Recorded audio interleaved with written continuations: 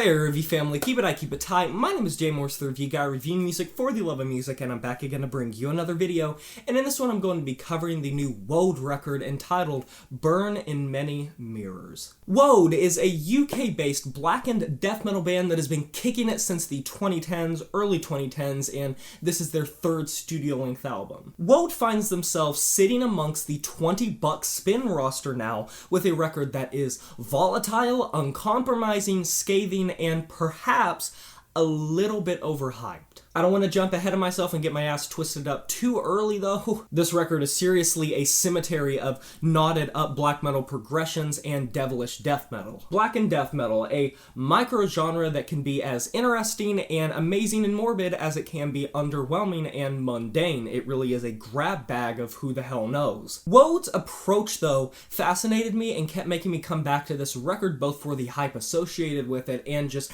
my own curiosity being piqued, because I think that as someone that has not been familiar with their discography up until this point, I really found myself intoxicated with how they approached blackened death with so many thrash metal centric riffs more often than not. Death metal's early days where everything was fucking blood cake. Trail stained and had the ethos of early speed metal and thrash metal, just made more extreme. Wode acknowledges a lot of those early death metal bands and finds beauty and simplicity, whether you're talking Morbid Angel, Obituary, Autopsy, Death. It causes a balance that keeps things as interesting as I believe they could have been given. Hellfire just consistently incinerates these tracks, and I think a lot of people are being sold on it thinking it is the most ingenious record that has been released this year and calling it like the best thing since sliced bread. But for me, I appreciate it for other reasons, and I sort of see past that. I want to point out the track Lunar Madness, which culminates into a crescendo that just elevates everything to this amazing effect. It sounds really epic and theatrical. It might bring the track full circle, yes, but in practical terms, this is pretty much just an assortment of death metal and black metal being brought together, and from a riff standpoint, I don't think it's the most original sound, and unfortunately, I think that's what I had happen with a lot of the tracks here.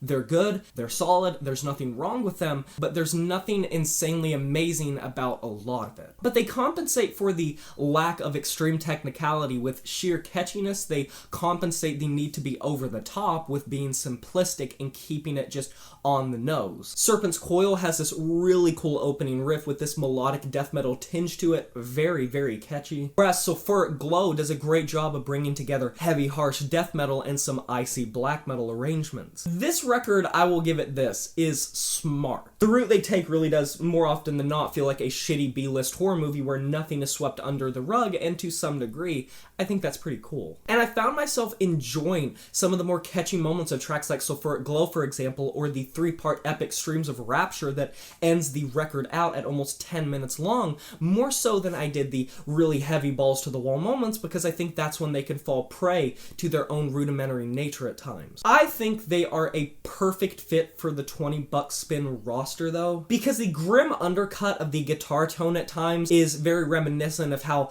the discordant rips through the mud-caked in these grim underground death metal bands that the label likes to sign. I think Wode can take too much time to really get into the groove of a track and progress something, though. I think they get a little too ambitious for their own good. Vanish Beneath's mammoth-sized intro just left me scratching my head, just waiting and wondering when this track was going to begin. It felt extremely anticlimactic, and it felt very cheesy. Somewhat over the top and not in a good way. I'm just waiting for the horde of orcs to come rolling down the mountain together. And I'd say that me believing this record is overhyped does not come from a place of me believing that they are doing something wrong, but more so how they go about doing something right, if that makes sense. I found a lot of these tracks to just be derivative. Never outwardly wrong, but just insanely generic at times. I really wait for a track to hit some awesome grooves or have a awesome musical moment, but by the time that they do it, they just immediately bog it down with these spoken word-esque vocals that just take it down so damn much. Lyrics that do very little else but tell a conceptual fantasy story most of the time, and not even a very interesting one at that. I mean, if you're gonna go down that road, it has to be compelling to some degree, which unfortunately I just didn't feel much of the time here. The thrashing nature is what sold me on this record more often than not. I'll admit, when it goes hard, it goes fucking hard.